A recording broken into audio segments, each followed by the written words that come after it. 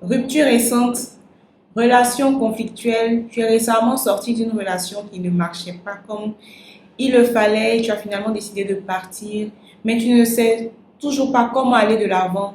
Tu t'attends encore, tu sens encore que tu as des blessures, tu sens encore que tu as des douleurs par rapport à cela. Nous allons le voir aujourd'hui dans Voir autrement. Je te dis à tout de suite.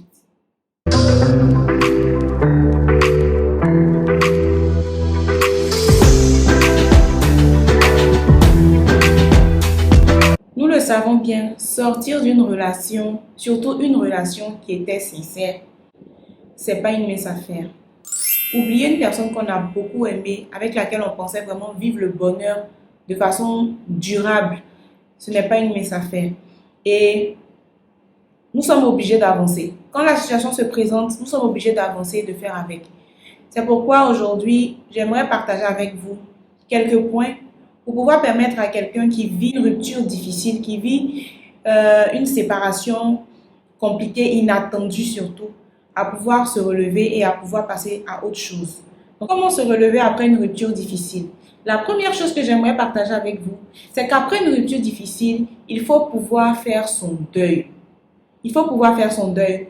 Pourquoi? Vous savez, le deuil n'est pas forcément lié au décès. C'est pas seulement quand on décède qu'on parle de deuil.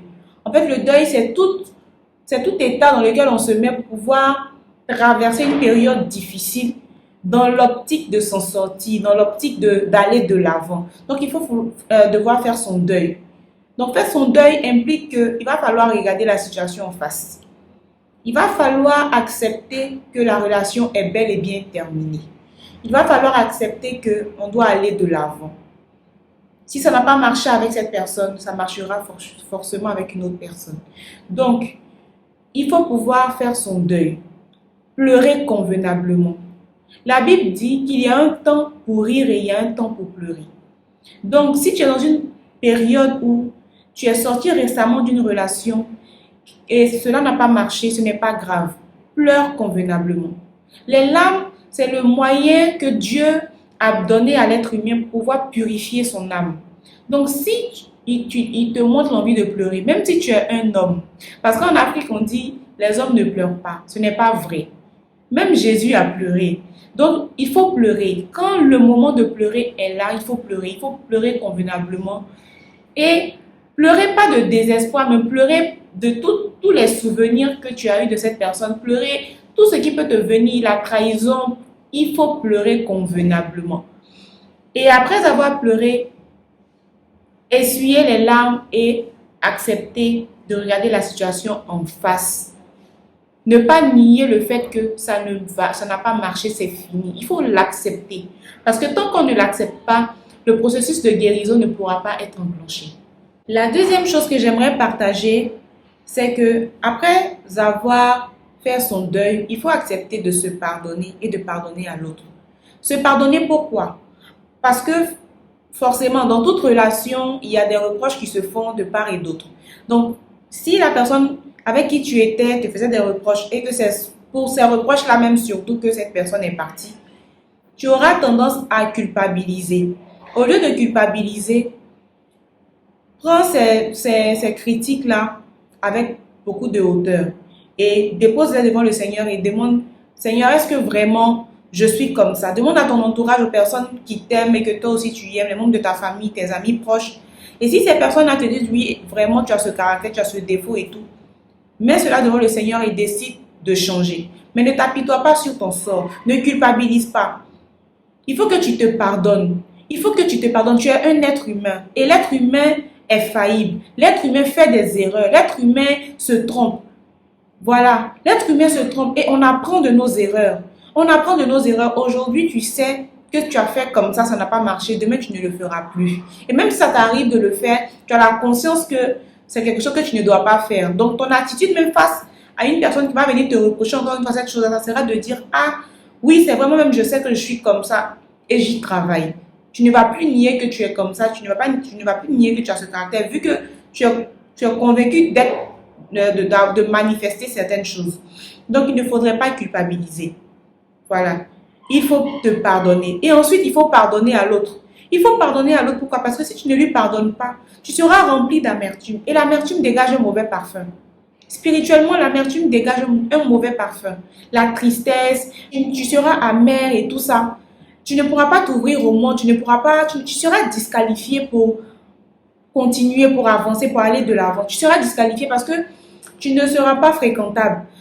Quand tu n'as pas pardonné, c'est difficile, tu es susceptible. Même quand tu vas rencontrer de nouvelles personnes, à peine ils vont te faire quelque chose, tu vas te souvenir de ce que l'autre t'a fait et tu vas les reporter sur ces personnes, ces nouvelles personnes qui sont entrées dans ta vie et tu ne seras pas objective. Il faut que tu pardonnes à l'autre. Pardonner à l'autre va te permettre de te libérer. Tu vas te libérer. Il faut lui pardonner, peu importe les injures, peu importe l'humiliation que tu as pu subir, peu importe tout ce que tu as pu subir comme honte, tout ce que tu as pu subir, peut-être qu'il a annulé vos fiançailles, peut-être qu'il a fait ci, il a fait ça. Peu importe ce qu'il t'a fait, il faut que tu lui pardonnes pour aller de l'avant. Voilà. Parce que le pardon, il est divin. Si tu n'as pas la force de lui pardonner, demande à Dieu de t'aider. Et le pardon est une décision. Ce n'est pas parce que tu as décidé de lui pardonner que tu ressens encore dans ton cœur des blessures quand tu le vois que tu ne lui as pas pardonné. C'est une plaie qui va prendre le temps de cicatriser. Donc, accepte de te pardonner et de lui pardonner également. La troisième chose que j'aimerais partager avec toi, c'est de tirer de bonnes leçons. Tirer de bonnes leçons. Il faut que tu tires de bonnes leçons. La Bible dit que dans les moments de bonheur, sois heureux, mais dans les moments de douleur, réfléchis. C'est une période de douleur que tu vis. C'est une période de douleur dans laquelle tu dois réfléchir et tirer de bonnes leçons. Comme je l'ai dit précédemment, tout ce que l'autre t'aura reproché, tu tires de bonnes leçons. Tout ce que cette relation t'aura enseigné, ta façon de gérer les conflits, ta façon de communiquer, toutes ces choses-là qui sont censées t'aider à aller de l'avant. Tire de bonnes leçons et avance. Tire des leçons et avance. Parce que si tu ne tires pas de leçons, que tu te dis que c'est toi qui avais tellement raison, tu étais dans la meilleure posture, c'est l'autre qui a tort, c'est l'autre qui est parti, c'est l'autre qui n'a pas tenu ses promesses. Si tu restes dans ce, tu ne vas pas avancer. Et lorsque quelqu'un d'autre va venir dans ta vie encore, tu vas répertorier la même chose. Donc, il va falloir que tu prennes tes responsabilités parce que pour se disputer, il faut être deux. Pour se disputer, il faut être deux. Donc, si l'autre a dit quelque chose, que toi, tu n'as pas réagi, il n'y a pas de dispute, il n'y a pas de problème. Voilà. Donc, si tu en es là, ça veut dire qu'il y a eu dispute, il y a eu des échanges. Et c'est par rapport à ces échanges-là que tu vas devoir tirer des leçons. Est-ce que j'avais bien communiqué? Est-ce que j'ai arrivé à lui faire passer les messages comme il le fallait? Est-ce que j'ai assez prié dans cette relation? Est-ce que j'ai assez écouté les conseils qu'on me donnait? Voilà, il va falloir que tu tires de bonnes leçons pour pouvoir avancer. Un autre élément que j'aimerais partager encore avec toi pour pouvoir avancer, se relever après une rupture difficile, c'est de prendre le temps pour toi. Il faut prendre le temps pour soi-même.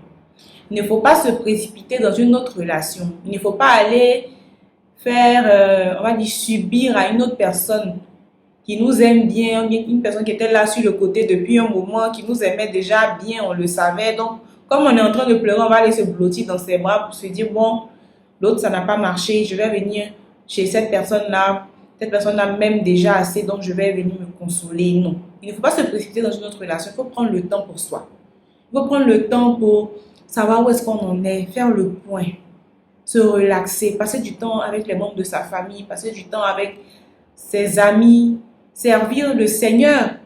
Servir le Seigneur, s'investir dans les choses du Seigneur, passer du temps avec le Saint-Esprit, faire des retraites personnelles, prendre un endroit, aller dans une retraite spirituelle, prier. Voilà, faire le point de sa vie, de savoir où est-ce qu'on en est, qu'est-ce qui est bon pour nous, qu'est-ce qui n'est pas bon pour nous, sortir seul, aller au restaurant seul, aller au cinéma seul ou entre amis. Voilà, il faut prendre le temps pour soi. Il faut prendre le temps pour soi-même, pour savoir où est-ce qu'on en est, faire le point. Et cela peut prendre une semaine à des années, c'est tellement relatif. Il n'y a pas de timing pour dire que, bon, après une rupture, il faut attendre forcément 6 mois, 1 an, 3 mois, 4 mois, non.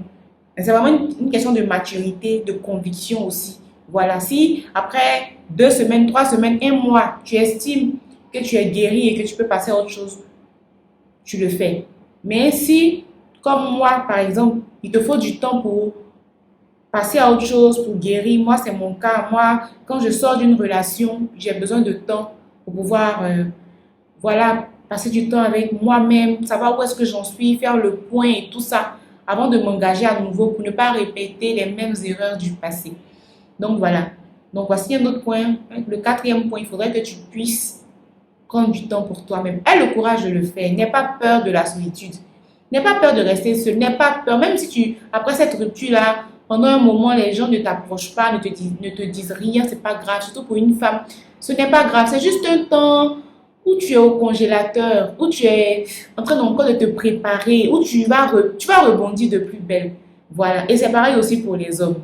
Donc, il faut prendre le temps pour toi-même, passer du temps avec toi-même, te parler à toi-même, t'apprécier toi-même, voir tes qualités, voir tes défauts, avoir le courage de prier pour tes défauts, avoir le courage de travailler sur tes qualités et tout ça. C'est très important. Et le dernier point sur lequel j'aimerais attirer ton attention également pour pouvoir te relever après une rupture difficile, c'est de pouvoir faire confiance à Dieu pour la suite et t'ouvrir au monde.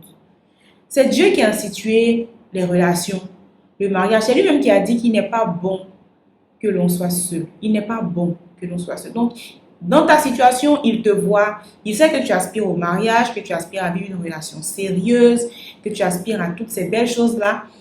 Mais s'il permet que tu passes par tout cela, comme la Bible dit, toute chose concourt au bien de ceux qui aiment Dieu. Donc, parce que tu aimes Dieu, ce que tu as vécu dernièrement concourt forcément à ton bien. Voilà. Donc, il faudrait lui faire confiance. Il faudrait te référer à lui et t'ouvrir au monde. Ne te renferme pas, ne t'isole pas. Non. Au contraire même. Au contraire, va de l'avant, fais ce que tu as à faire et tu verras que les choses vont se remettre sur le droit chemin, les choses vont se remettre en ordre et tout doucement, tu vas rebondir. Merci pour ton attention et si tu n'es pas encore abonné à cette chaîne, n'oublie pas de le faire, d'activer la cloche également pour pouvoir recevoir les notifications à chaque fois que je mets une nouvelle vidéo. N'hésite pas à me dire en commentaire, ce que j'ai dit n'est pas forcément exhaustif. Il peut y avoir d'autres points. N'hésite pas à me dire en commentaire ton idée de la chose, comment on se relève après une rupture difficile. Quelle est ton astuce? Quel est ton conseil que tu peux donner à une personne ici qui vit cette situation? Ça va me faire plaisir de te lire. J'espère que ces différents points-là vont t'aider à aller de l'avant et à construire une belle relation dans le futur. Je te dis à très bientôt et surtout, prends soin de toi.